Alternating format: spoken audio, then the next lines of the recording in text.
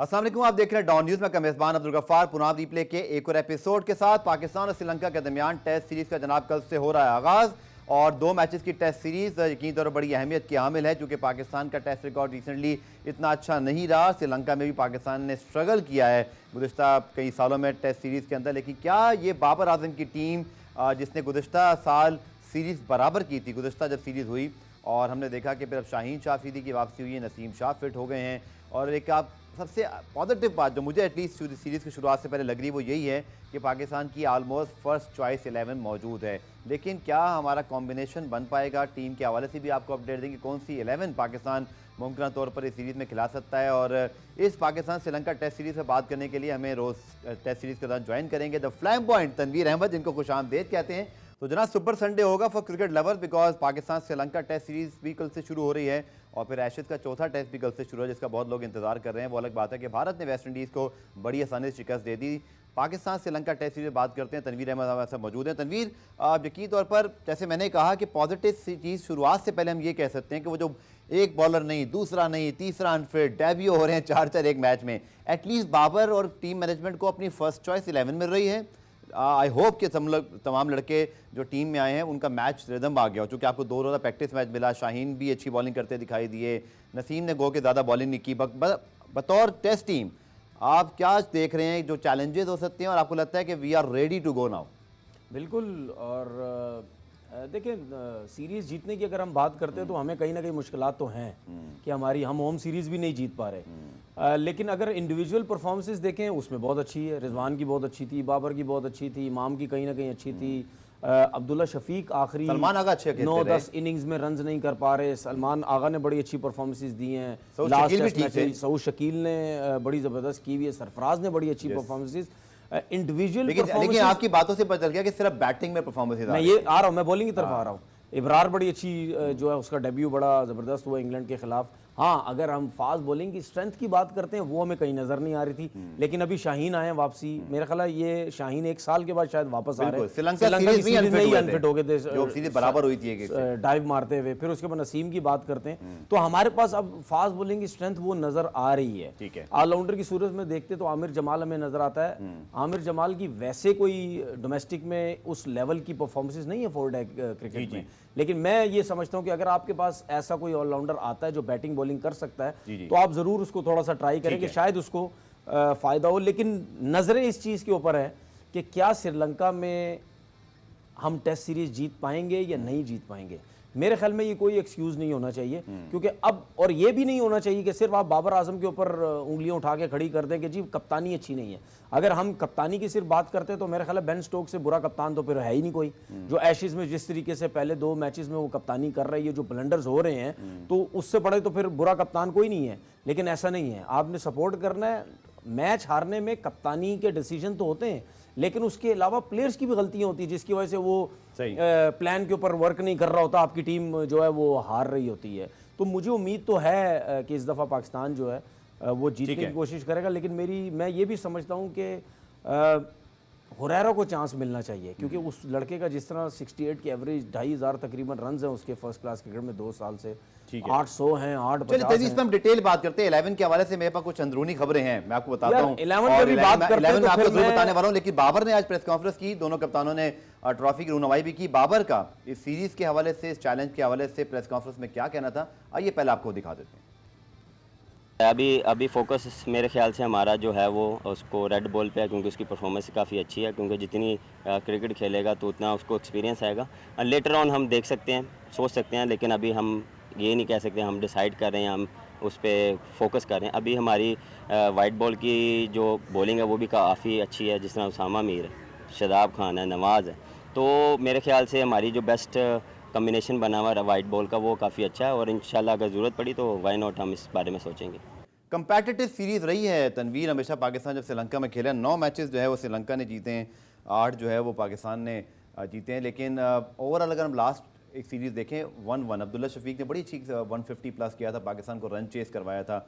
लेकिन अगेन जैसे हम बात कर रहे हैं श्रीलंका एज अ ओपोनेंट, चूँकि करुणा रत्ने हो या हमने देखा है कि उनके पास जो स्पिनर हैं ख़ासतौर पर जयसूर्या जो हैं, तो इन्होंने बड़ा अच्छा परफॉर्म किया हुआ है। लेकिन मैं ये समझता हूँ ज़ाती तौर पे कि माजी में जो संगाकारा, जयवर्धने, मुरलीधरन, इवन वास्ट उससे पुराने हैं, उस पाई की टीम तो शायद नहीं है। और हमारी टीम अगर अपने पोटेंशियल पे खेले, तनवीर क्या आप मुझे दुरुस्त कर सकते हैं, अगर हम अपने पोटेंशियल पे खेलें we can surely beat them this time around. देखिए हम अगर कंपैरिजन करते हैं आज की श्रीलंका की टीम और पाकिस्तान की टीम बैटिंग के हिसाब से बाबर को हटा के, तो आपको लगता है क्या हमारी बैटिंग लाइनअप या उनकी बैटिंग लाइन में बहुत ज़मीन आसमान का फ़र्क है? सिमिलर है। क्या आपको लगता है हमारी बॉलिंग में उनकी जमीन बॉलिंग में फ़र्क है? I think we are better in the presence of Shaheen. मैं आ रहा हूँ उसमें, सिर्फ शाहीन की अगर बात करें या अगर हम इब्रार का एक एडवांटेज लेते हैं, ठीक है, कि इब्रार एक मिस्ट्री स्पिनर, थोड़ा सा डिफिकल्ट, वो मुश्किल में डाल सकता है, शाहीन मुश्किल में डाल सकता है,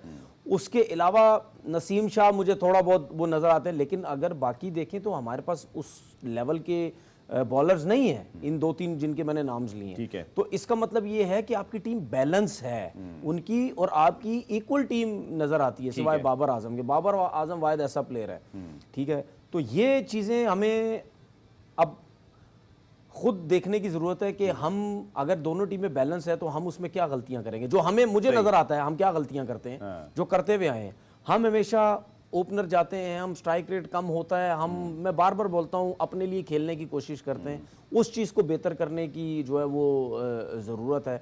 फिर उसके बाद ज़रा हमारे पास चौथे 5वें नंबर के बाद कोई ऐसा प्लेयर नहीं है जो बॉलिंग लाइनर आपकी टायर्ड होती है उसके ऊपर ज़रा थोड़ा सा हावी आए। इन चीज़ों के ऊपर थोड़ा सा काम करने की हमें ज़रूरत है। देखें ये तो मैं हमेशा बोलता हूँ सिस्टम विस्टम कोई नहीं है हमारा यहाँ पे, अभी तो वैसे भी कोई सिर्फ नहीं है। नेचुरल टैलेंट के ऊपर चलते हैं। अगर कोई अच्छी प्लेयर्स, कोई अच्छे क्रिकेटर्स आ जाते हैं, ठीक है, उस पर हमारी टीम बड़ा अच्छा। चलिए इस पे हम जरूर बात करेंगे। मैं आपको 11 की कुछ तफसीलात और हमारे जो देखने वालों को बता दूं कि जो 11 मुमकिन तौर पर है पाकिस्तान की इस मैच में, क्योंकि अब तक पाकिस्तान ने ऑफिशियली अनाउंस नहीं किया, लेकिन अगर आप देखें तो वही अब्दुल्ला शफीक और इमामुल हक ओपनर, शान मसूद नंबर 3 पर, बाबर आजम नंबर 4, उसके बाद फिर जो आपके पास सऊद शकील हैं, फिर सरफराज अहमद, सलमान अली आगा, और उसके बाद आपके 4 बॉलर यानी कि नुमान, अबरार, शाहीन और नसीम। यानी कि ना तो रिजवान खेल रहे हैं मेरी इतला के मुताबिक, ना आपके जो ऑलराउंडर्स हैं तनवीर उनकी जगह बन रही, चूँकि सलमान अली आगा चूँकि ऑलरेडी नंबर 7 पे परफॉर्म कर रहे हैं। फास्ट बॉलिंग की स्ट्रेंथ क्या बताइए? शाहीन और नसीम ओनली, बस 2 स्पिनर क्या है? अबरार और नुमान। अबरार और अब तक की इतलात के मुताबिक ऑफिशियली अनाउंस 2 फास्ट बॉलर्स खेल रहे हैं। 2 फास्ट बॉलर्स।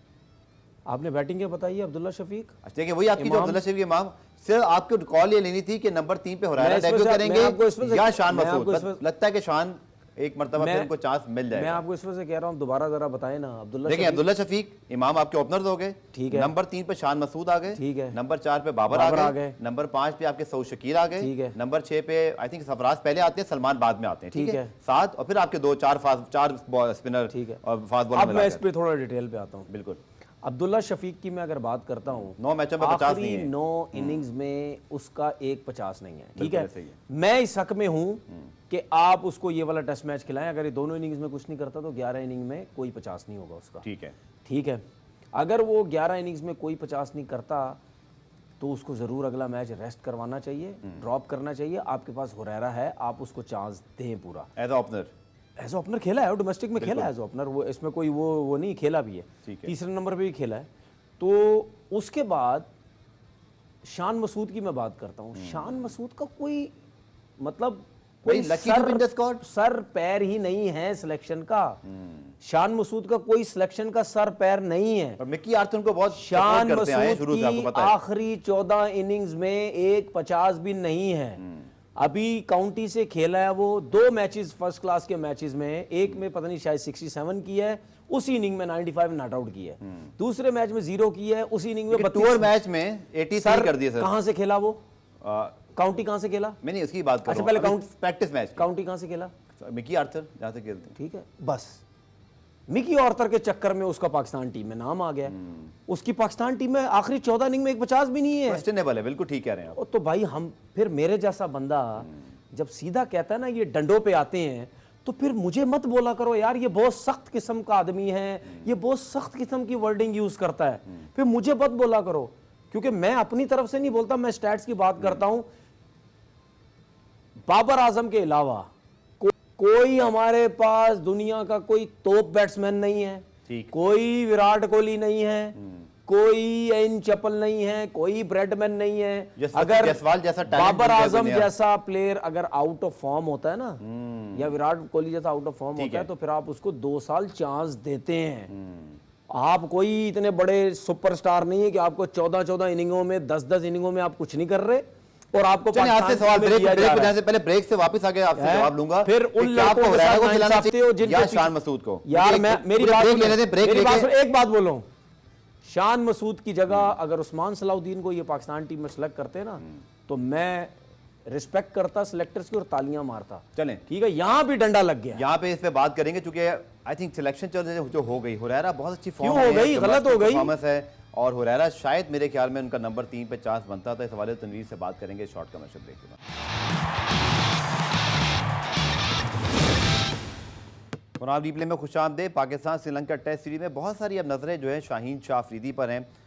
टेस्ट क्रिकेट में 100 विकेटों से 1 विकेट की दूरी पर है कप्तान बाबर आजम का। शाहीन अफरीदी के रिटर्न और इम्पैक्ट जो पाकिस्तान टीम में अब उनका रहेगा उस पर क्या कहना था आइए आपको दिखाते हैं। शाहीन की जैसे आपने बात की वो one of the best bowler है और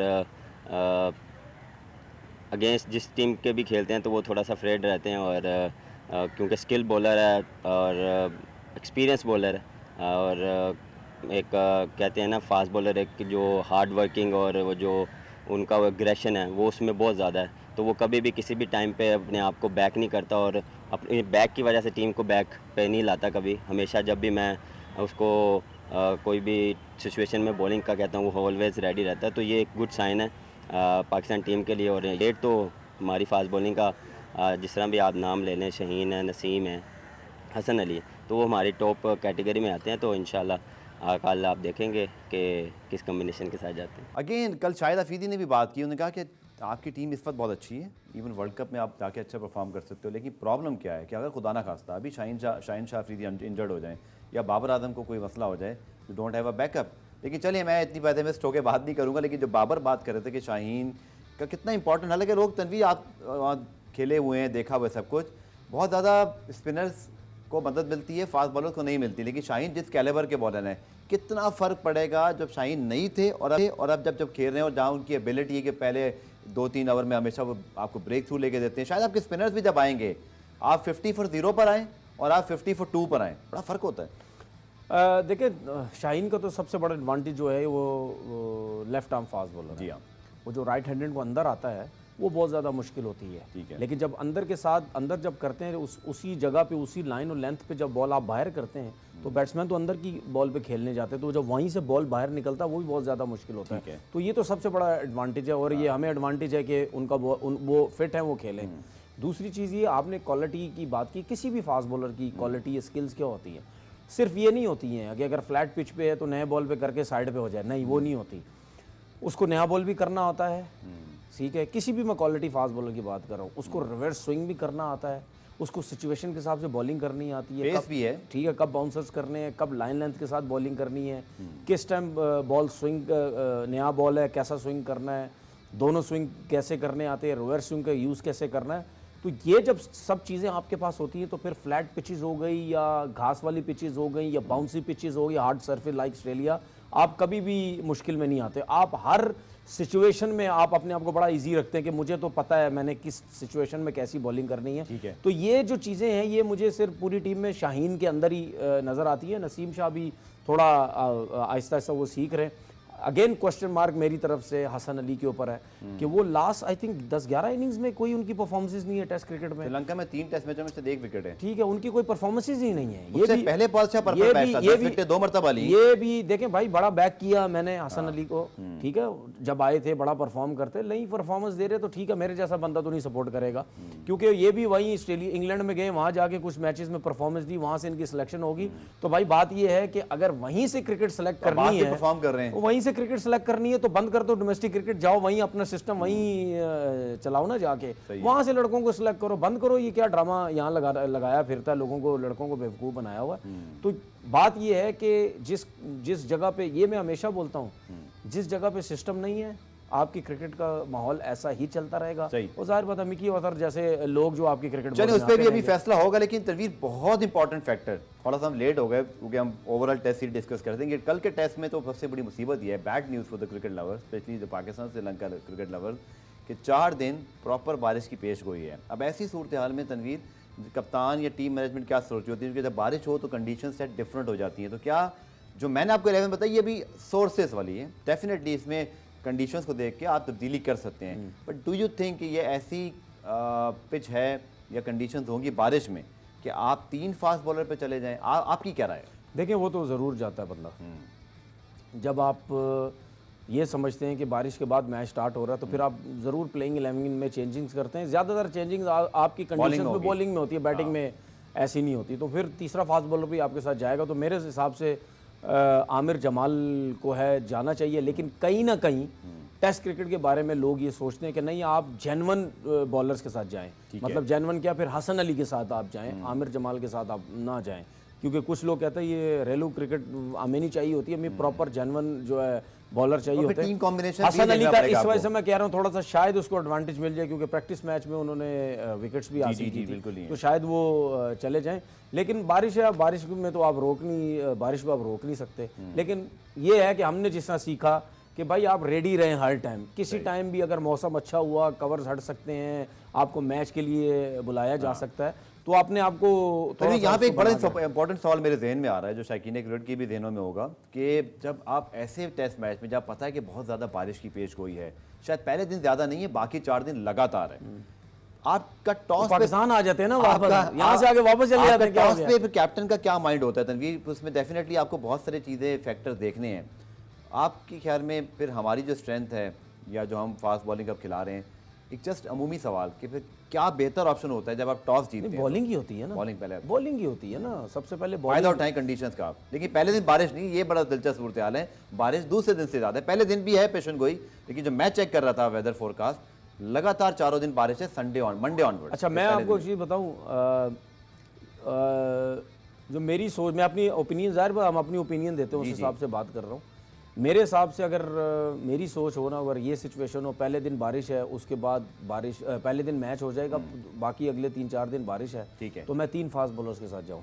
ठीक है, मैं ये ना देखूंगा एक स्पिनर कम करेंगे आप? एक स्पिनर कम कर दूंगा, क्योंकि स्पिनर इस वजह से मैं कम कर दूंगा कि अगर मैं 3 फास्ट बॉलर्स के साथ जाता हूं तो मुझे ये थोड़ा सा एडवांटेज है कि अगर दूसरे दिन बारिश होती है, मैच रुकता है, बारिश होती है, तीसरे दिन ये रुकता है, बारिश होती है, रुकता है, तो उसमें कहीं ना कहीं जब मैच स्टार्ट होता है तो हमें फास्ट बॉलर से फ़ायदा मिल सकता है। ठीक है, तो उस पर मैं 3 फास्ट बॉलर के साथ जो है वो जाऊंगा। तो आपके फिर जो एक स्पिनर है, फिर आप किसको खिलाएंगे? नुमान यार आपके पास इब्रार है ना, फिर उसके बाद आपके पास वो भी है, सलमान भी है, तो कहीं ना कहीं आपको ये तो करना पड़ेगा ना यार। ठीक है, मतलब बाबर आजम का इस मैच के हवाले से एक और उनका बयान भी मौजूद है, जिसमें वो बात कर रहे हैं ओवरऑल पाकिस्तान की जो प्रैक्टिस हुई। आइए आपको दिखाते हैं, फिर मजीद तनवीर से बात करते हैं। काफ़ी सेटिस्फाई हूँ। जिस तरह लाहौर में भी कैंप लगा, फिर कराची में कैंप लगा, और फिर हमने प्रैक्टिस मैच खेला और उसमें भी हमने प्रैक्टिस की। यहाँ पे आपको पता है कि हमेशा गोल्फ में चैलेंजिंग होती है कंडीशन, थोड़ा सा आपको टफ टाइम देती है, तो उसके लिए हमने अपने आप को प्रिपेयर किया। और लास्ट ईयर भी हमने यहाँ पे काफ़ी अच्छी क्रिकेट खेली थी, हमने चेस भी किया था 350, तो वो बैक ऑफ द माइंड है। लेकिन एज अ प्रोफेशनल आपको नए सिरे से शुरू करना पड़ता है और नए चैलेंजिंग आपको मिलते हैं, तो उसके लिए हम प्रिपेयर हैं। तनवीर, बहुत ज़्यादा बात हुई, खासतौर पर जब कराची में पाकिस्तान टीम का कैंप लगा था और जो प्रेस कॉन्फ्रेंस हुई, आप भी उनको सुनते रहे।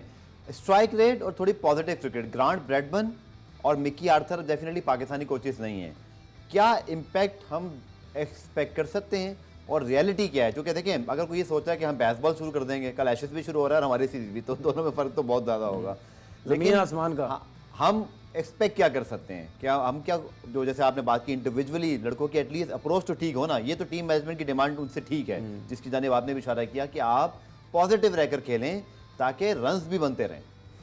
देखें, मिकी आर्थर की बात अगर मेरे से कोई करेगा तो मैं उसके बारे में तो कोई जवाब नहीं दूंगा, क्योंकि मैं बिल्कुल लाइक नहीं करता उस बंदे को, क्योंकि उसके अलावा भी मैं उस बंदे को लाइक नहीं करता जो एक दफ़ा एक इदारे से उसकी नौकरी ख़त्म हो जाती है ना, सिस्टमैटिक कंट्री के अंदर वो बंदा कभी वापस नहीं आता।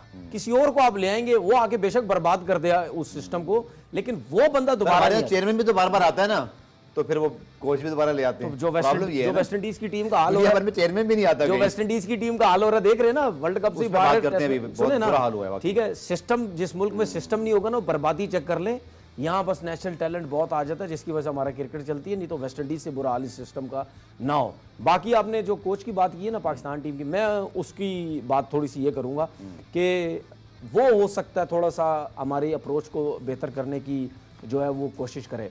एक मुझे थोड़ा नहीं पता सीरीज के बाद रहेंगे नहीं रहेंगे, ये बता दूंगा यार, इधर आपके 6 महीने के अंदर 3 चेयरमैन चेंज हो गए तो उस बेचारे को क्या नहीं, पता मैं है। कह रहा हूं आपसे। ये जो बाहर से कितना असर होगा अगर आप ग्रांट ब्रैडबर्न है और आपको पता है कि अभी जो चेयरमैन आए हैं या जो बैनल सूबाई राब्ते के वजीर हैं मेरे प्रोग्राम में आके चले मुझे ब्रेक कहा जा रहा है, ब्रेक से वापस आएंगे, तो ये भी एक तलवार लटकी हुई है, इसके ऊपर तफसीली ज़रूर बात करनी है, जो कि इशारे कुछ मिल रहे हैं कि वर्ल्ड कप से पहले तब्दीली हो सकती है, लेकिन क्या जीती हुई टीम में तब्दीली की जा सकती है, ये भी ज़रा मुश्किल होगा। डिस्कस करते हैं शॉर्ट टर्म से।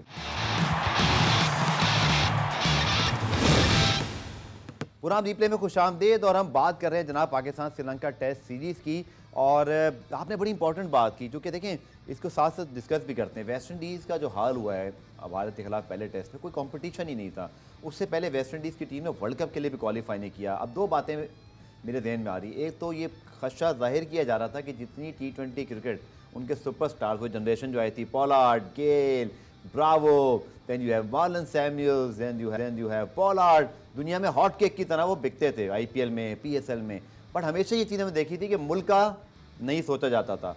इवेंचुअली एकदम से कोलैप्स हो गया सब कुछ। मैं पाकिस्तान से हम डेफिनेटली इसको कंपेयर नहीं कर रहे, इतना भी अब बुरा वक्त नहीं है, मैं सिर्फ वेस्ट इंडीज़ क्रिकेट के हवाले से बात करूं।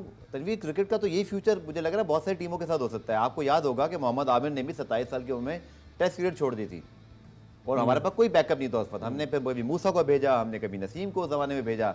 हमें क्या सीखना है इस वेस्ट इंडीज़ के कलेक्शन से? और अब ये भी सोचिए कि मेजर लीग क्रिकेट हो रही है अमेरिका में, सब लड़के वहाँ खेल रहे हैं, टेस्ट क्रिकेट की तरफ तो किसी का रुझान नहीं है। देखें अभी जो आपने ब्रेक से पहले बात की थी ना हेड कोच की, जी जी जी, देखिए हमारे जो कोचेज जो भी कोचेज ओवरसीज आते हैं ना, पाकिस्तान की कोचेज को तो छोड़ साइड पे कर दो, उनको तो सिस्टम का पता है यहाँ का। बाहर के कोचेज भी आते हैं, आप मुझे बताएं कितने बड़े बड़े नाम आते हैं आपके पास, कितने बड़े नाम आते हैं? आखिरी मरतबा तो मिकी आर्थर और फिर मिकी आर्थर, नहीं एंडी फ्लावर आए अब तक, नहीं आते, टॉम मूडी आए हैं। आपके पास बड़ा नाम कोई नहीं आया अभी तक नहीं आया, क्योंकि उस बड़े नाम को सबसे पहले ये पता है कि मैं इधर सिर्फ अपनी रेपुटेशन खराब करने नहीं आ रहा, क्योंकि बड़ा नाम जब आएगा वो आपसे 2-3 साल का कॉन्ट्रैक्ट, ऑस्ट्रेलिया और फिका के कोच थे सर, बगाएं भी उसको, कोच थे दोनों के। मैं उसको कोच मानता ही नहीं, जो लड़ता है ड्रेसिंग रूम में कैपे उठा उठा के फेंकता था, मैं उसको मानता ही नहीं कोच। चैंपियंस ट्रॉफी जितवाई जब, वो इसकी वजह से नहीं जीती। आप मेरे आप मेरे पहले रिकॉर्ड निकाल के देख लें, मुझे पता है मैंने बोला था कि गली मोहल्ले का भी किसी को कोच बना देंगे ना, पाकिस्तान टीम जीत सकती है, क्योंकि पाकिस्तान क्रिकेट सिर्फ नेचुरल टैलेंट पर जीतती है, मैं हमेशा बात कह चुका हूँ। दूसरी बात ये, इनको कोई मसला नहीं जो कोचेज आते हैं, 4 महीने बाद फारिग कर दो, 6 महीने बाद ये CVN की स्ट्रांग हो जाती है, भाई एक इंटरनेशनल टीम के साथ हमने कोचिंग की है। दूसरी बात, आपने वेस्ट इंडीज क्रिकेट की बात की, वेस्ट इंडीज क्रिकेट का एक नाम था 70s में, 80s में, 2 मरतबा के वर्ल्ड चैंपियन, ठीक है। लोग कहते थे कि जी उससे बड़ा टैलेंट कोई नहीं था, उससे बड़ी टीम नहीं थी, इसमें कोई शक नहीं, उससे बड़ी टीम नहीं थी, फास्ट बॉलर स्पेशली, ठीक है। पहले नंबर से लेकर 15वें नंबर तक जो टीम थी उनकी सारे नेचुरल टैलेंटेड थे और मैच विनर, ठीक है, सारे मैच विनर। अगर पूरी सी ऊपर से लेकर नीचे तक है, बॉलर तक है, तो आप तो मैच को ना आएगा आपको, अब नेचुरल टैलेंटेड है सारे, बिल्कुल। अच्छा, उसके बाद क्या हुआ, जब आपके नेचुरल टैलेंट खत्म होना शुरू हुआ, आपकी क्रिकेट में उस टाइम भी सियासत थी। जब आपके सिस्टम में सियासत होती है ना, तो वो शुरू से ही चल रही होती है, बोर्ड से खिलाड़ियों के झगड़े रहे, ठीक है, सब कुछ था, सब कुछ। जब आपकी सियासत बढ़ना शुरू हो गई, पर्चियां बढ़नी शुरू हो गई, ठीक है, आपका टैलेंट खत्म होना शुरू हुआ, आपकी क्रिकेट यहां से एकदम नीचे चली गई।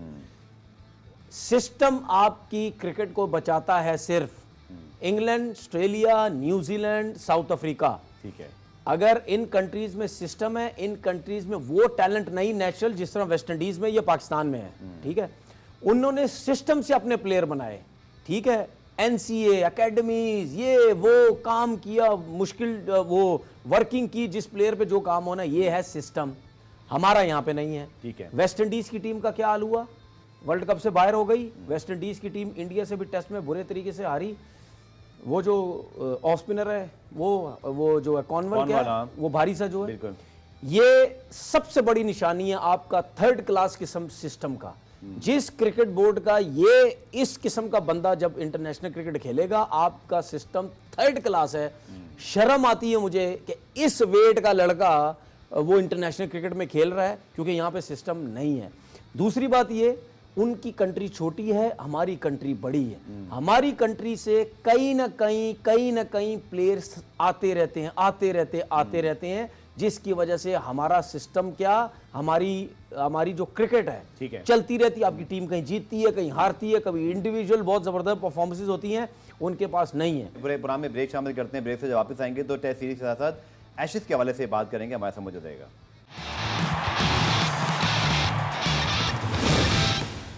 मुझे ज़ाती तौर पे वेस्ट इंडीज़ की टीम हमेशा बहुत पसंद रही है। उनका वर्ल्ड कप में ना होना, एक ऐसी खेल जिसमें पहले ही सिर्फ 10 मुल्क मुश्किल से टॉप टियर में आते हैं, बाकी सब इवन आयरलैंड, स्कॉटलैंड, जिम्बाब्वे एक आध अपसेट है ना, हमें पता है वो वर्ल्ड बीटर्स नहीं है। कितना बड़ा क्रिकेट को डैमेज है। और विदाउट वेस्ट इंडीज़ जो वर्ल्ड कप हो रहा है और वेस्ट इंडीज़ जब होता था, ये कितना बड़ा एक क्रिकेट को सेटबैक है। आप ही क्या राय है? देखिए डैमेज तो है ना। आप एक टाइम पे देखिए, हमें नुकसान तो कोई नहीं है, लेकिन हम बात करते हैं यार वेस्ट इंडीज की क्या टीम हुआ करती थी, वो वर्ल्ड कप में ब्रांड ना। अच्छा मुझे एक चीज बताएं, मैं 2-3 सवाल आपसे पूछूंगा, आप मुझे जवाब दें। ये सियासत है पाकिस्तान के सिस्टम में? बिल्कुल है। वेस्ट इंडीज के सिस्टम में सियासत है? सिलेक्शन प्रॉपर होती है पाकिस्तान के सिस्टम में? क्वेश्चनेबल रहती है हमेशा। वेस्ट इंडीज की उसमें प्रॉपर बहुत होती ज्यादा है, तब्दीलियां होती हैं, बहुत कोचिंग ज्यादा। में, टीम में, जब सब कोई जगह एक होती आ है। गया दूसरा आ गया। ठीक है, फाइनेंशियली हम अच्छे हैं? हम अब पीएसएल ने बेहतर कर दिए। नहीं, ऑल पूरी क्रिकेट के हिसाब से होनी है। चौथे 5वें नंबर पे आते ठीक हैं, है, नीचे हैं। वेस्ट इंडीज फाइनेंशियली अच्छा है? नीचे चला गया। वेस्ट इंडीज के लड़के इंटरनेशनल टीम को छोड़कर T20 क्यों खेलते हैं? पैसे के लिए। हमारे लड़के खेलते हैं, अब खेलने लगे। हमारे लड़के मुल्क छोड़ के जाते हैं। अब कुछ अरसे में शुरू हो जाएगा ये। तो क्या आपको हर चीज Similarities हैं, बिल्कुल similar हैं। नजर नहीं आ रहा? सिर्फ एक चीज का फर्क है, सिर्फ एक चीज का, 3-4 नेचुरल टैलेंट मिल गए ना सिर्फ आपको, एक- बाबर, शाहीन मिल गए बस, पास। सिर्फ एक उसके बाद चीज का कवर फर्क किया है। आपको।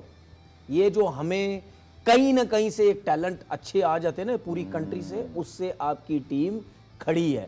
ये जो हम बात करते हैं ना, शाहीन को अगर कुछ हो गया या बाबर को कुछ हो गया, आपके डॉक्टर आ जाएंगे टीम को बाबर आजम शाहीन को खड़ा करने के लिए। भाई खड़े हो किसी ना किसी तरीके से। आपके पास बैकअप ही नहीं है। क्यों बैकअप नहीं है? क्योंकि हमारे पास सिस्टम नहीं है। बिल्कुल सही है। एक इंसान जो है ना, अपने आप को फिट रखने के लिए, अपने आप को सेट रखने के लिए, वो भी जब तक सिस्टम का हिस्सा, इंडिविजुअल अपने आप को सिस्टम का हिस्सा नहीं बनाएगा। सिस्टम का हिस्सा क्या? प्रॉपर जिम नहीं करेगा, प्रॉपर रनिंग नहीं करेगा, प्रॉपर ट्रेनिंग नहीं करेगा, खाना पीना ये नहीं खाएगा, ये सब सिस्टम के हिस्से में जब तक आप अपने आप को नहीं लेके आओगे, आप कभी भी सेट नहीं हो सकते। ठीक है। तो इनको तो समझ ही नहीं है। ये देखिए, जिन जगहों पे सियासत है ना, वहां सिस्टम बनने देते ही नहीं है। क्योंकि जब आप सिस्टम बनने देंगे तो आपकी सियासत खत्म हो जाएगी, आपके मजे खत्म हो जाएंगे। तो ये सिस्टम है, इनको भूल है सबको, हमारे लोगों को। तनवीर की बातों से आपको समझ हमारे में आ रही लोगों को होगी। सुने, हमारे लोगों को भूल है कि हम क्रिकेट बड़ा जबरदस्त चला रहे हैं। ओ भाई, आप क्रिकेट नहीं चला रहे। आप इससे अंदाजा लगा लें, 3 महीने के अंदर 6 महीने के अंदर 3 चेयरमैन जब चेंज हो जाते हैं, तो आप कौन से सिस्टम अच्छा, की ये भी बात आपको कर रहे बता हैं? दूं कि आपको करेक्शन करूं टेक्निकली। क्या? 22 दिसंबर 2022 के बाद से आपके पास चेयरमैन आया ही कोई नहीं है। मैनेजमेंट कमेटी के सरबराह हैं, चेयरमैन के बगैर चल रहे हैं आप। एक चीज आपको बताऊं, चेयरमैन ऑफिशियली कोई भी नहीं है। एक चीज आपको बताऊं, ये दुनिया के सब स्टेब्लिश जबरदस्त सिस्टम वाले क्रिकेट बोर्ड जो है ना, इन सबको पता है, इवन आईसीसी को भी पता है कि जिन जहां पे सिस्टम नहीं है, जिन कंट्रीज में, उन कंट्रीज में सियासत कूट कूट के भरी हुई है। बिल्कुल। चलिए, बहुत सारी बातें जनाब हुई। आई होप कि जैसे तनवीर ने मुझसे उगलवा लिया, बाकी बातें तो सेम थी, लेकिन बाबर आजम उनके पास नहीं है, शाहीन जैसे प्लेयर नहीं है, हारिस नहीं है, इवन उनके पास मल्टी टैलेंटेड प्लेयर्स नहीं है डिफरेंट फॉर्मेट में। तो अल्लाह का शुक्र है अभी हम 5 साल तो कहीं नहीं जाने वाले जब तक ये टीम मौजूद है। लेकिन तनवीर, आखिर में जो हमारे प्रोग्राम का एक बड़ा कहते हैं ना खासा है, वो है हमारी प्रेडिक्शन। वो कि अभी बहुत अर्ली है, जस्ट मैं आपसे पूछ रहा हूँ for the sake of record कि आप क्या प्रेडिक्ट कर रहे हैं इस 2-0 की जो 2 मैचेस की जो टेस्ट सीरीज़ है। What do you think? 1-1, 1-0, 2-0, क्या आप प्रेडिक्ट कर सकते हैं? यार, मैं ये नहीं कह सकता कि 1-0 या 2-0 या 1-1 है। नहीं, कुछ तो गए ना। लेकिन मुझे ये पता है कि सीरीज पाकिस्तान जीतेगा। सीरीज पाकिस्तान जीतेगा। मेरी भी राय है, मुझे लगता है कि पहला टेस्ट जितनी बारिश हो रही है शायद ड्रॉ हो जाएगा, उसके बाद हम सीरीज जीत सकते हैं। तो आई एम वेरी ऑप्टिमिस्टिक। और तनवीर भी बड़े पॉजिटिव है। तो इसी पॉजिटिव नोट पे आज के शो को खत्म करते हैं तनवीर, इंशाल्लाह मंडे को।